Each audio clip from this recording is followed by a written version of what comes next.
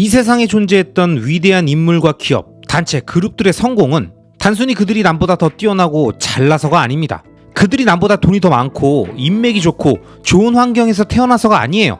이런 멘트들은 성공한 사람들의 조건이 아니라 실패한 사람들의 핑계들이라고 세계적인 전략 커뮤니케이션 전문가인 사이먼 시넥은 말합니다. 이번 영상은 사이먼 시넥의 누적 조회수 1800만 회가 넘는 테드 레전드 영상의 내용을 완전 몰입해서 보실 수 있도록 제작한 더빙 영상입니다. 혹시 앞선 1편 영상을 못 보셨던 분들은 무조건 위에 띄워놓은 1편 영상 먼저 보시고 바로 이어서 이번 2편 마무리 영상을 보시면 제가 영상 처음에 말씀드렸던 이 세상을 바꾼, 인류의 역사를 바꾼 위대한 발명과 이를 알아본 얼리 어답터들이 어떻게 캐즘을 통과해서 혁신의 확산 법칙을 증명했는지, 그리고 위대한 가치를 말하며 수많은 사람들을 하나로 만들 수 있었던 놀라운 역사적 사건의 핵심에 왜 믿음과 신념이 필요한 것인지를 정확히 이해하시게 될 겁니다. 그럼 관련 영상을 지금 바로 보시죠. 자, 그럼 생각해보세요. 만약 여러분이 하는 일을 스스로 왜 하는지 모르는데 어떻게 다른 사람들을 자기 편이 되게 할 수 있겠습니까? 어떻게 여러분의 물건을 팔 수 있겠어요? 그리고 더 나아가서 사람들이 여러분이 하는 일에 같이 참여하고 동조해 주겠습니까? 다시 말씀드리지만 목표는 그저 여러분이 가진 것을 다른 사람에게 팔아치우는 것이 아니라 여러분이 믿고 있는 바를 함께 믿고 있는 다른 사람에게 파는 겁니다. 목표는 그저 직장이 필요한 사람을 고용하는 게 아니라 여러분이 믿고 있는 바를 믿는 사람을 고용하는 거예요. 제가 항상 말하는 것인데요. 그저 일할 수 있는 사람이라고 해서 고용하면 그 사람은 돈을 위해서 일합니다. 하지만 여러분이 믿고 있는 바를 믿는 사람을 고용하면 그들은 피땀 눈물로 혼신을 다해서 일할 겁니다.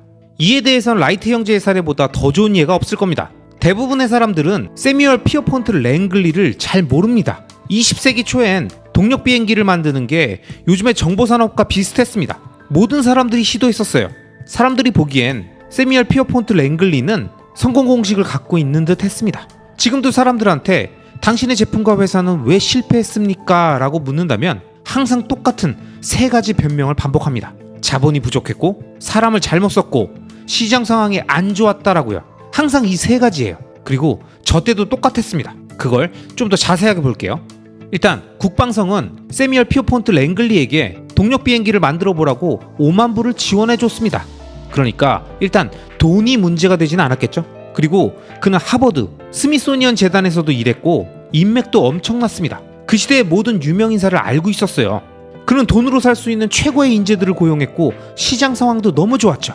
뉴욕타임즈는 어디든 그를 따라다녔습니다. 모든 사람들이 랭글리를 응원했었어요. 그런데 어떻게 우리는 세뮤얼 피어폰트 랭글리라는 이름을 전혀 들어보지 못했을까요? 반면 몇백 킬로미터 떨어진 오하이오주의 데이톤에 사는 오르빌과 윌버 라이트 형제는 우리가 성공 공식이라고 생각되는 것들을 전혀 갖고 있지 못했습니다. 그들은 돈이 없어서 자신들의 꿈을 위해 그들이 운영하는 자전거 가게에서 나오는 돈을 계속 써야만 했었습니다. 라이트 형제를 비롯해서 그들의 팀에 있던 그 누구도 대학 교육을 받지 못했었습니다. 당연히 뉴욕타임즈가 따라다녔던 것도 아니었죠. 근데 오르빌과 윌버 라이트 형제가 세뮤얼 피어폰트 랭글리와 다른 차이점은 대의명분을 갖고 움직였다는 겁니다. 목적과 신념이 있었다는 거예요. 그들에게는 동력 비행기를 만들면 세상을 바꿀 것이라는 믿음이 있었던 겁니다. 하지만 세뮤얼 피어폰트 랭글리는 달랐습니다. 그는 부자가 되고 싶었고 유명해지고 싶었던 거죠. 그는 결과와 부를 추구하고 있었습니다. 그리고 결과가 어떻게 됐습니까? 무슨 일이 일어났습니까? 라이트 형제의 꿈을 믿었던 사람들은 그 형제들과 함께 혼신의 힘을 다해서 일했습니다. 다른 이들이 그저 월급만 보고 일할 때 라이트 형제의 사람들은 혼신의 힘을 다했다고요. 그들은 라이트 형제가 비행을 위해서 매번 밖에 나갈 때마다 5묶음의 부품들을 들고 나갔다고 얘기했었는데요. 그건 저녁 시간에 돌아올 때까지 5번 정도는 추락을 예상했었기 때문이라고 합니다. 그들은 그렇게 지독하게 일한 거예요. 그리고 마침내 1903년 12월 17일 라이트 형제가 하늘을 날았습니다. 현장에는 그걸 지켜보는 사람들조차 없었고 사람들은 며칠이 지나서야 그 사실을 알게 되었지만요. 그리고 랭글리가 잘못된 동기로 비행에 도전했었다는 또 다른 증거는 라이트 형제가 비행에 성공한 날 랭글리는 바로 도전을 그만두었다는 겁니다. 랭글리가 그건 대단한 발명이었습니다. 제가 그 기술을 좀 더 발전시켜 볼게요 라고 말할 수도 있었겠지만 그는 그러지 않았습니다. 그는 첫 번째도 되지 못했고 부자가 되지도 못했습니다. 그는 유명해지지 못하니까 그냥 바로 그만뒀던 거예요. 이제 아시겠죠? 사람들은 여러분이 하는 일을 사는 게 아니라 당신이 왜 그 일을 하는지 그 이유를 사는 겁니다. 여러분이 믿는 바를 말하면 그걸 믿는 다른 사람을 끌어당길 수 있습니다. 그렇다면 여러분이 믿는 바를 믿는 사람을 끌어당기는 게 왜 중요할까요? 여러분, 혁신의 확산 법칙이라는 게 있습니다. 그 법칙을 모른다고 하더라도 분명히 이 용어는 대충이라도 알고 계실 겁니다. 자, 지금부터 제가 설명드릴게요. 전체 인구의 상위 2.5%가 우리 사회의 이노베이터, 즉 선도 수용자들입니다. 그 다음에 13.5%가 얼리 어답터, 즉 조기 수용자이고, 그 다음 34%가 앞서가는 초기 대중에 속하고, 그 다음 34%는 후기 대중, 마지막으로 16%는 완전히 뒤처져 있는 말기 수용자들이죠. 참고로 이 마지막 16%의 사람들이 스마트폰을 사는 유일한 이유는 더 이상 다이얼 전화기를 살 수 없기 때문입니다. 이 모델로 생각해보면 우리는 모두 어떤 시기, 어떤 위치인가에 자리하고 있겠죠. 하지만 혁신의 확산 법칙이 말하는 바는 우리가 대량 판매에 성공하고자 한다면, 또는 매스마켓에서 자신의 아이디어가 받아들여지기를 바란다면 이런 임계점, 티핑 포인트를 건드리기 전까진 불가능하다는 겁니다. 15에서 18% 정도의 시장 진입이 이루어져야 비로소 비즈니스의 체계가 잡히게 됩니다. 그래서 저는 사업가들한테 이렇게 묻는 걸 좋아합니다. 신규 비즈니스의 전환율이 어느 정도인가요? 그러면 그들은 자랑스럽게 한 10% 정도 되죠? 라고 답합니다. 근데 우리가 어떤 사업을 하든 10%가 넘는 고객이 있을 수도 있습니다.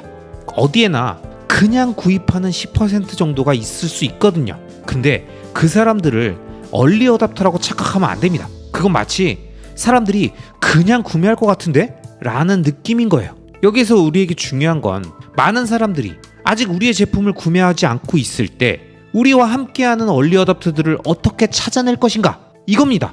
바로 여기 10에서 16%의 이 작은 차이를 극복해야 된다는 거죠. 이걸 제프리 무어는 균열의 극복, 캐즘이라고 부른 겁니다.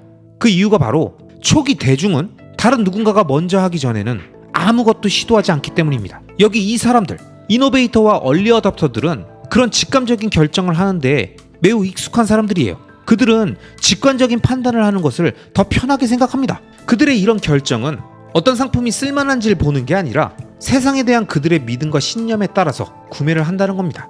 이들은 6시간이나 줄을 서서 처음 나온 아이폰을 구매하는 사람들이에요. 그 다음 주만 되면 그냥 가게로 걸어 들어가서 진열대에서 물건을 바로 살 수 있는데도 말입니다. 이들은 새로운 디바이스가 처음 나왔을 때 코액을 지불하는 사람들이라니까요. 그 기술이 수준 이하임에도 불구하고요. 어쨌든 이 사람들은 기술이 대단해서가 아니라 자기 자신을 위해서 구매를 합니다. 자신들이 첫 주자가 되고 싶기 때문입니다. 자, 다시 말씀드립니다. 사람들은 여러분들이 한 일의 결과를 사는 게 아니라 그 이유를 삽니다.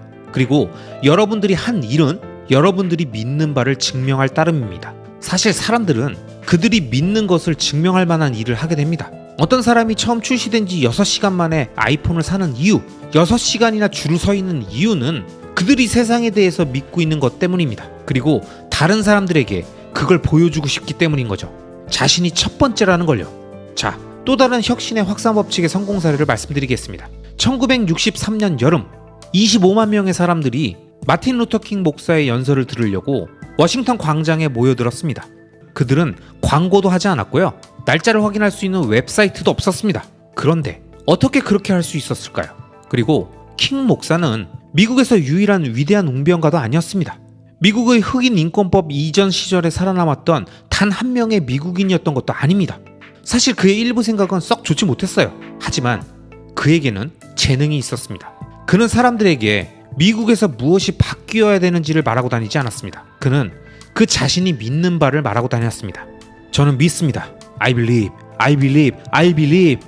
이렇게만 말했죠. 그의 신념을 믿는 사람들은 그의 이유를 받아들였고 결국 자신의 것으로 삼아서 사람들에게 말하고 다녔습니다. 그들 중에 일부는 심지어 더 많은 사람들을 모으기 위해서 노력했어요. 그리고 놀랍게도 25만 명의 사람들이 그의 연설을 듣기 위해서 그날 그 시간에 모였습니다. 근데 킹 목사를 위해서 나온 사람들이 몇이나 됐을까요? 제로. 전혀 없었습니다. 사람들은 모두 자기 자신을 위해서 모인 겁니다. 그들을 8시간이나 버스를 타고 거기까지 오게 한 것은, 그들을 8월의 땡볕에 워싱턴 광장에 서게 만든 것은 바로 그들이 미국에 대해서 믿고 있었던 것 때문이었습니다. 흑인 대 백인의 문제가 아니라 그 그들이 믿는 것 때문이었어요. 청중의 25%는 백인이었습니다. 킹 목사는 이 세상에 두 가지 법이 있다고 믿었습니다. 더 높은 권위로 만들어져 있는 법과 인간이 만든 법이 있다는 거죠. 인간이 만든 법이 더 높은 권위로 만들어져 있는 법과 일치할 때까지 우리는 정의로운 세상을 사는 게 아니라고 말한 겁니다. 흑인 인권법 운동은 그가 자신의 대의를 실현할 수 있는 완벽한 기회였습니다. 그리고 사람들은 그를 위해서가 아니라 그들 자신을 위해서 따랐던 겁니다. 그리고 그는 나에겐 꿈이 있습니다 라고 연설을 했죠. 나에겐 계획이 있습니다. 이게 아니라요. 여러분, 우리 주변 사람들에게 영감을 불어넣거나 자신에게 영감을 줄 수 있는 사람을 찾는 능력을 지닌 사람은 왜? Y라고 말을 시작하는 바로 그 사람들입니다.